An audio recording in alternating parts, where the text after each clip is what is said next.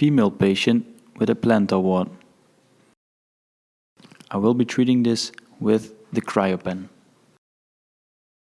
For this treatment, I use the green applicator as the plantar wart is approximately 10 mm wide.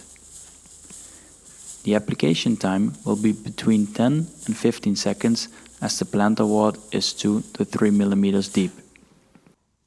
For larger plantar warts, you can increase the application time, or for smaller plantar warts, you can decrease the application time. During the treatment, touch the skin with the applicator to remove the ice crystals that might have built up.